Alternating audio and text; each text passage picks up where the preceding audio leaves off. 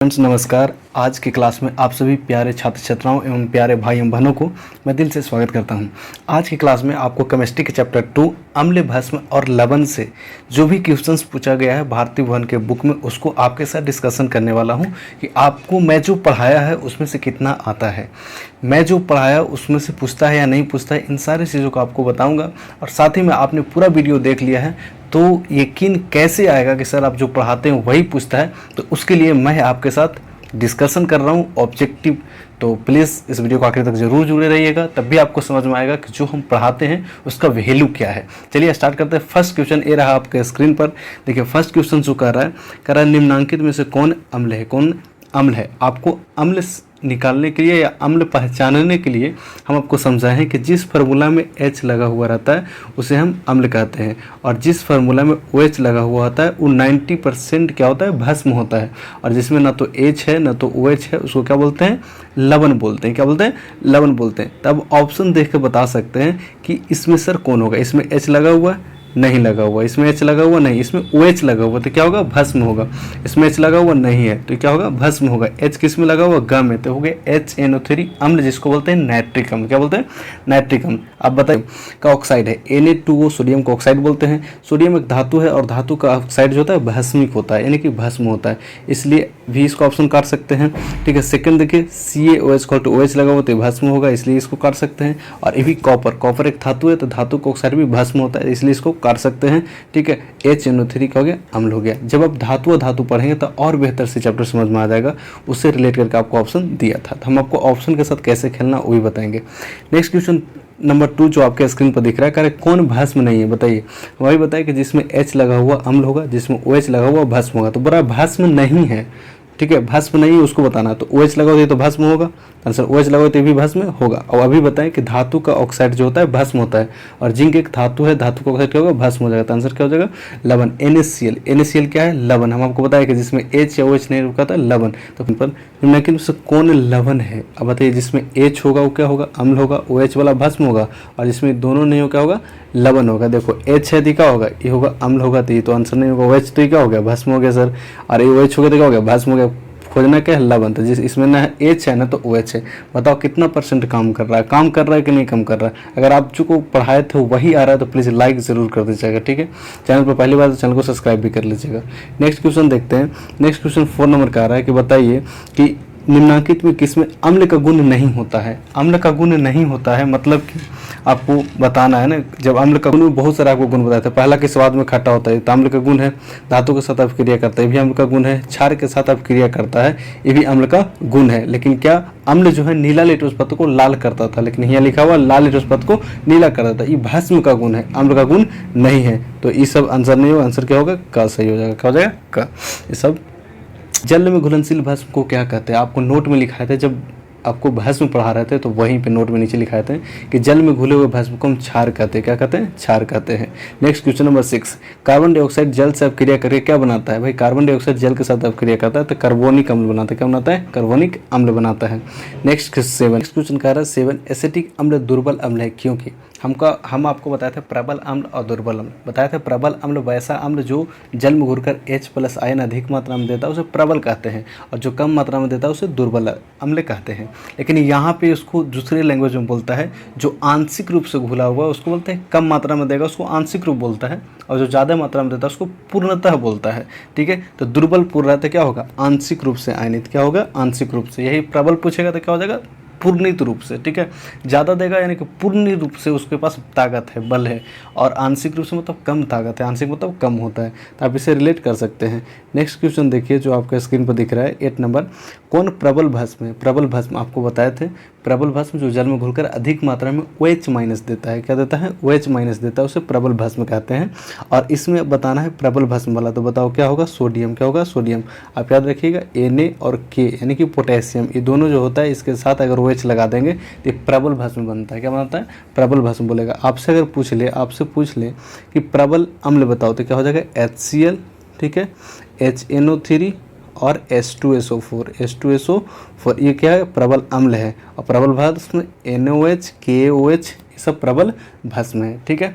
I hope आपको समझ में आ रहा होगा। आगे बढ़ते हैं। देखिए क्वेश्चन नंबर 9 कह रहा है कि किस लवण में रावा जल नहीं रहता है। रावा जल मतलब उसमें जल की मात्रा फार्मूला में दिखना चाहिए, उसको बोलते हैं रावा जल, जो बाहर से मिलाया जाता है।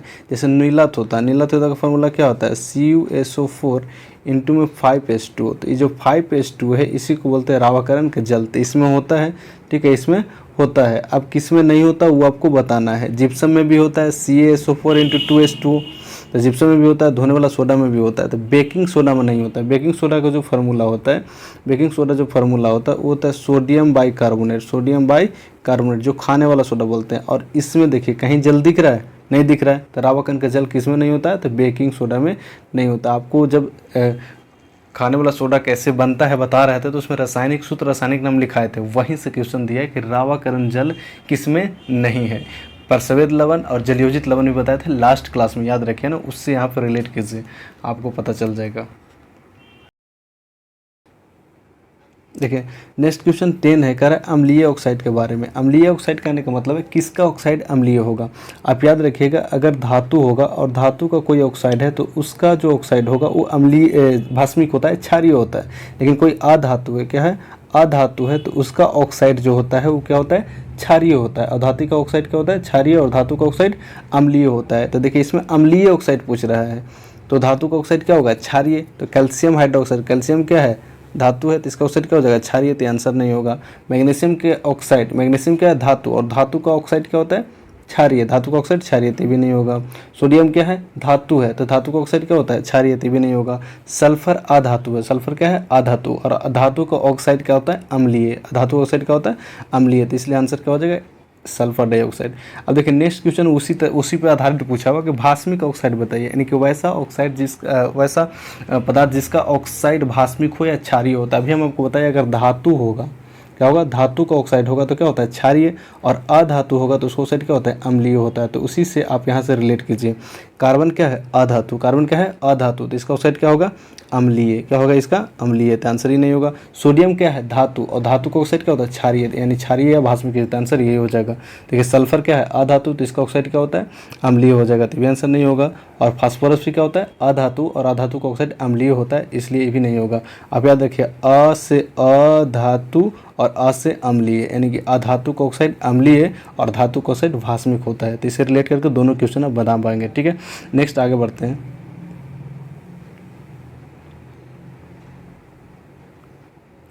नेक्स्ट क्वेश्चन कह रहा है कि सोडियम सल्फेट का जलीय विलयन क्या होगा। बताइए, सोडियम सल्फेट है Na2SO4, सोडियम सल्फेट हो गया, और इसका जलीय विलयन क्या होगा, यानी कि जल में घुलेगा तो ये कैसा बनेगा, ठीक है। तो जैसे न तो ये अम्ल है न लवण है, तो क्या होगा, उदासीन होगा, क्या होगा, उदासीन होगा। सोडियम सल्फेट का कैसा होगा, उदासीन होगा। नेक्स्ट है आपको पूछ रहा है कि बताइए आर्हेनियस द्वारा अम्ल का जलीय विलयन में क्या होता है। आर्हेनियस ने क्या बताया था कि कोई अम्ल अगर जल के साथ अपक्रिया करेगा तो क्या निकलेगा उसमें से, H+ आयन, क्या निकलेगा, H+ आयन। उसी को बताया H+ आयन बढ़ता है, क्या बनता है, बनता है। और अगर भस्म रहेगा तो OH-, भस्म रहेगा तो OH-, ठीक है। नेक्स्ट देखते हैं 14वां क्वेश्चन, निम्नलिखित में से किस अवस्था में एसिटिक अम्ल विद्युत का चालन करता है। देखियो कोई भी अम्ल अपना गुण प्रदर्शित तभी करता है जब वो जल में घुला रहे, क्या रहे, जल में घुला रहे। यदि सूखा अम्ल है तो उसमें अम्ल की कोई गुण फॉलो नहीं करेगा, कोई गुण प्रदर्शित नहीं करेगा, आप ये बात याद रखिएगा। तो एसिटिक अम्ल जो विद्युत का चालन तब भी करेगा वो जल में विलय रहेगा, जल में विलय रहेगा तब भी करेगा, ऐसा नहीं करेगा। जलीय विलयन में एसिटिक अम्ल का आयन, एसिटिक अम्ल का आयन, तो एसिटिक अम्ल जो है दुर्बल अम्ल है, कैसा अम्ल है, दुर्बल अम्ल। और कोई दुर्बल अम्ल अगर जल के साथ करता है तो कम मात्रा में H+ आयन देता है। जो कम मात्रा में देता है उसको बोलते हैं आंशिक रूप में होगा, कैसा होगा, आंशिक रूप से। जो अधिक मात्रा में देगा उसको बोलते हैं कि पूर्णतः आयनित होगा का विलयन। क्वेश्चन है कि क्वेश्चन नंबर 16, एक जलीय विलयन लाल लिटमस पत्र को नीला कर देता है। देखिए लाल को नीला करता है कौन, भस्म, क्या करता है, भस्म। तो निम्नलिखित में किसे अधिक मात्रा में मिलाया जाए कि विलयन नीले लिटमस पत्र को लाल कर दे, यानी कि अम्ल की मात्रा को बढ़ाना है, क्या करना है, अम्ल की मात्रा को बढ़ाना है। तो अम्ल देना होगा ताकि उसको पूरा ज़्यादा अम्ल मिल जाए, यानी कि प्रबल अम्ल हो जाए। और जब प्रबल अम्ल हो जाएगा और उसमें भस की मात्रा भी रहेगा तो किसका गुण प्रदर्शित करता है, अम्ल का, किसका करता है, अम्ल का। एकदम लास्ट में डाटा बनाकर आपको बताए थे। इसमें क्या मिलाना होगा, हाइड्रोक्लोरिक अम्ल। जैसे मिलाएंगे तो भस्म की मात्रा कम हो जाएगा, अम्ल की मात्रा ज़्यादा हो जाएगा, फिर अम्ल का गुण प्रदर्शित करेगा। और अम्ल जो है नीले लिटमस पत्र को क्या करता है, लाल में बदल देता है, ठीक है। नेक्स्ट क्वेश्चन, कारण इसमें हाइड्रोनियम आयन कौन है, तो हाइड्रोनियम आयन होता है H3O+। आप याद रखिएगा ना, हाइड्रोजन जो होता है जल के साथ अब क्रिया करेगा तब ये देता है H3O+। ठीक है, ये था आपको ऑब्जेक्टिव क्वेश्चन 17 आपके साथ डिस्कशन किए। भारतीय वन का ऑब्जेक्टिव था। बताइए कैसा लगा आपको ऑब्जेक्टिव, आपको जो पढ़ाया था उसी में से आया कि नहीं आया। यदि उसी में से ऑब्जेक्टिव आया है तो प्लीज़ एक लाइक कर दीजिए। क्या देखिए क्वेश्चन नंबर 18, क्वेश्चन नंबर 18 जो कह रहा है कि बेकिंग पाउडर का एक अवयव सोडियम बाइकार्बोनेट यानी कि खाने वाला सोडा है, तो दूसरा क्या होता है बताइए, दूसरा क्या होता है टार्टिक अम्ल। देखिए नोट्स में लिखाए थे खाने वाला सोडा का गुण में कि बेकिंग पाउडर बनाने में खाने वाला सोडा और प्लस में टार्टिक अम्ल का उपयोग किया जाता है, तो यहाँ से पूछ लिया। उसी में एक और बताए थे इनो के निर्माण में कौन सा अम्ल लगाया जाता है, आप कॉमेंट करके बताइए। एक तो खाने वाला सोडा होता है सोडियम बाइकार्बोनेट, एक और अम्ल मिलाया जाता है इनो में, और कौन सा अम्ल है आपको कमेंट करके बताना है।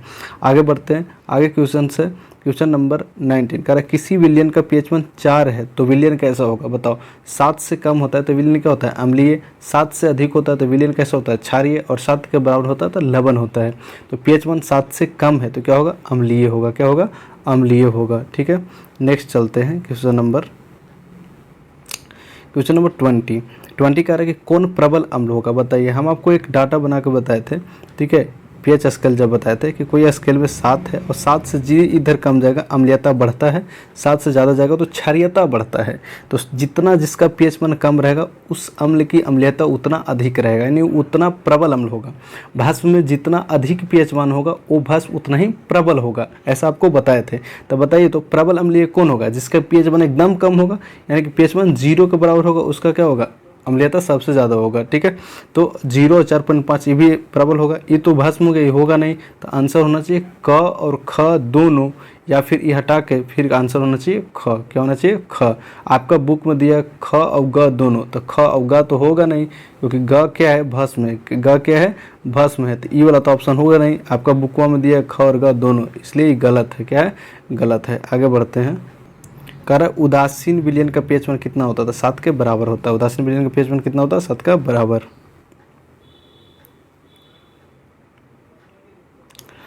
आगे क्वेश्चन है कि H2O HCl H3O+ Cl- जल का आचरण कैसा होगा। देखो तो इसमें क्या बन रहा है OH बन रहा है, तो भस्म जैसा होगा। क्या होगा भस्म जैसा। कैसा होगा भस्म जैसा। नेक्स्ट क्वेश्चन है, बहुत अच्छा क्वेश्चन है कि नीले लिट्मस पत्र को लाल कर देता है तो विलयन का pH मान क्या होगा, बताइए। जो नीला का लाल करता है क्या होता है अम्ल होता है। क्या होता है अम्ल होता है। और अम्ल का pH मान क्या होता है 7 से कम। 7 से कम, इसमें 7 से कम कौन है घ, आंसर हो जाएगा घ। बताओ एक भी 10 सेकंड से ज़्यादा नहीं लग रहा है। अगर आप अच्छा से थ्योरी पढ़े होंगे तो आपको समझ में आ रहा होगा सर आप जो पढ़ा रहे हैं उसी में से पूछता है, अलग कुछ नहीं पूछता है। अगर आप थ्योरी नहीं पढ़ें तो जाकर एक बार देख लीजिए अम्ल भस्म और लवण के सारे वीडियो, उसके बाद आप अपने से भी बनाइए। जाकर वीडियो देखने की जरूरत नहीं है, खुद से बुक लीजिए और भारतीय वन के objective, fill in the blanks, अति लघु उत्तरीय बनाइए। यकीन मानिए सब बन जाएगा, है ना। उत्फुलन लवण क्या होता है, बट उत्फुलन क्या होता है, तो सब सोडियम H2O, तो सोडियम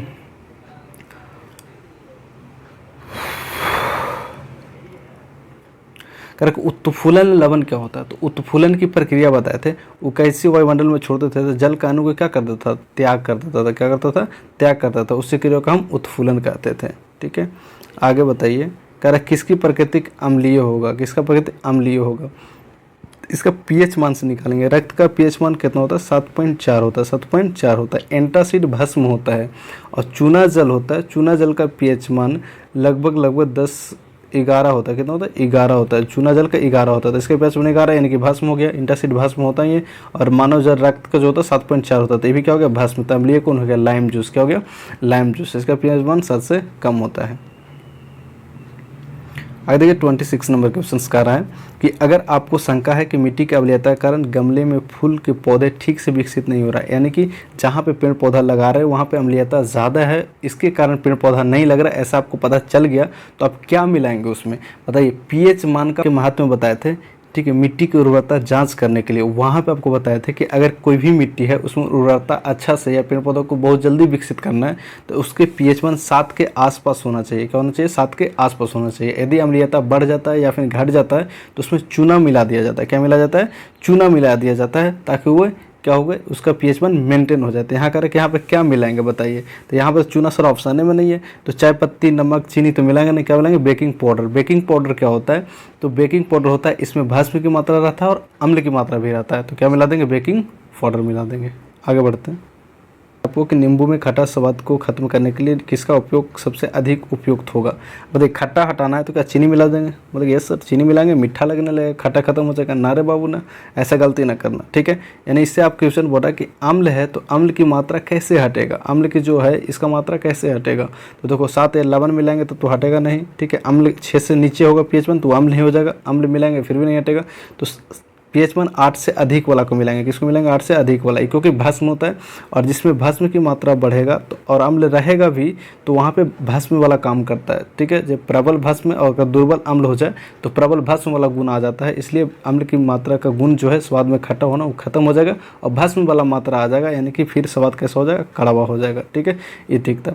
आज की क्लास कैसा लगा कमेंट करके जरूर बताइएगा। वस्तुनिष्ठ आपके साथ डिस्कशन किए, क्या इसी तरह से हमें फिल इन द ब्लैंक, सही गलत, अति लघु उत्तरीय प्रश्न, लघु उत्तरीय प्रश्न आपके साथ डिस्कशन करना चाहिए, ये भी कमेंट करके बताइएगा, ठीक है। मिलते हैं नेक्स्ट क्लास में, तब तक के लिए जहाँ भी रहिए खुश रहिए, स्वस्थ रहिए, मन लगा कर पढ़ाई कीजिए। All the best, thank you. Video को लाइक नहीं तो वीडियो को लाइक कीजिए, चैनल पर पहले बार सब्सक्राइब जरूर कर लीजिएगा। धन्यवाद।